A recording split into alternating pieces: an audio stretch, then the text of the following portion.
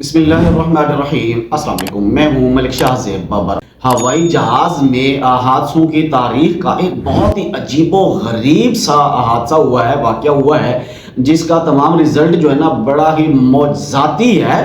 یعنی جتنے بھی حادثے ہوتے ہیں ہوائی جہاز کے حوالے سے، اس کے اندر بہت ہی ناممکن ہے کہ کسی ایک شخص کا بھی زندہ بچ جانا، لیکن یہ ایک یورپ کے اندر ایک حادثہ ہوا ہے جس کے اندر بڑا ہی عجیب و غریب سا حادثہ ہوا ہے، اور اس کے اندر جو رزلٹ سامنے آئے ہیں وہ میں آپ حضرات سے شیئر کرتا ہوں۔ لیکن اس سے پہلے آپ حضرات سے ریکویسٹ ہے کہ اگر آپ میرے چینل کے اوپر نئے ہیں تو چینل کو سبسکرائب کر لیں، بیل کے آئیکن کو پریس کر لیں تاکہ میری تمام آنے والی ویڈیوز آپ تک وقتاً فوقتاً پہنچتی رہیں۔ خبر کچھ اس طرح سے موصول ہوئی ہے کہ ایک کارگو طیارہ جو کہ اسپین سے لیتھوینیا جا رہا تھا، اور یہ ڈی ایچ ایل کا یا ڈی ایچ ایل کی ملکیت ہے یا ڈی ایچ ایل کے انڈر اسے استعمال کیا جاتا ہے اس طیارے کو۔ اس طیارے کے اندر تمام کارگو سامان یعنی مختلف قسم کی اشیاء، مختلف قسم کے سامان اس کے اندر بھرے ہوتے ہیں، اور یہ جا رہا تھا، یہ ایئرپورٹ کے اوپر اس کے بالکل قریب ہی تھا، لینڈنگ کے قریب تھا۔ اس کا روٹ بالکل سیدھا تھا، نہ تو کوئی ٹرن نہ کوئی چیز، بالکل بھی نہیں۔ موسم بھی بالکل صاف ستھرا، لینڈنگ سے پہلے بھی کوئی ایمرجنسی، کوئی خرابی، کوئی بھی چیز، کچھ اس طرح کا کچھ نہیں تھا۔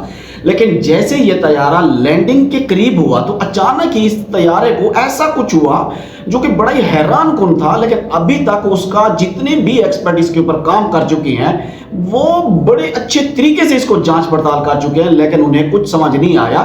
لیکن پھر اس کے بعد دوسری ٹیم اس کی اب جانچ پڑتال کر رہی ہے کہ آخر یہ حادثہ اس طرح سے کیوں آیا، کیونکہ نہ تو پائلٹ کی طرف سے کوئی میڈے کال دی گئی، نہ کسی طرح کی کوئی ایمرجنسی کی کال دی گئی، اس طرح کی کوئی بھی ایمرجنسی کوئی سسٹم سے بھی نہیں ملی۔ تو پھر یہ طیارہ اس طرح کیوں حادثہ ہوا؟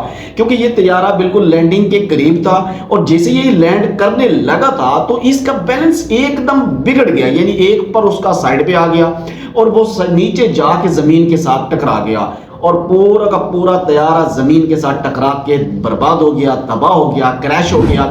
اس کے باوجود یعنی اس کے بالکل ٹکڑے ٹکڑے پورے طیارے کو آگ لگی، کچھ بھی نہیں بچا، لیکن پھر بھی اس میں سے 3 لوگ سروائیو کر گئے۔ ذرا اندازہ کریں کہ جہاز بالکل آگ کی لپیٹ میں ہے، جہاز بالکل ذرہ ذرہ ہو گیا، مکمل طور پہ کریش ہو گیا، لیکن پھر بھی اس کے اندر 3 لوگ سروائیو کر گئے۔ یعنی اس طرح کی کریش لینڈنگ کے اندر بچنا بھی ناممکن ہے، سلامتی یعنی انسان کا ملنا بھی ناممکن ہے، لیکن اس کے اندر 3 لوگ سروائیو کر گئے۔ بڑے معجزاتی طور پر یہ 3 لوگ بچے ہیں۔ ایک پائلٹ جو اس کا سینئر پائلٹ تھا وہ اس کے اندر جان بحق ہو گیا، لیکن اگر تصویریں آپ دیکھیں تو جو اس جہاز کی نوز ہے وہ قدرے بہتر ہے، یعنی وہ مکمل طور پر ڈیمیج نہیں ہوئی، اس کی جو ونڈ سکرین ہے وہ بھی یعنی ٹھیک نظر آ رہی ہے۔ تو اس کا مطلب یہ ہے کہ اس کی جو نوز ہے اس کو نقصان نہیں آیا، اس کے اندر جو بیٹھے موجود لوگ تھے وہ بچ گئے۔ لیکن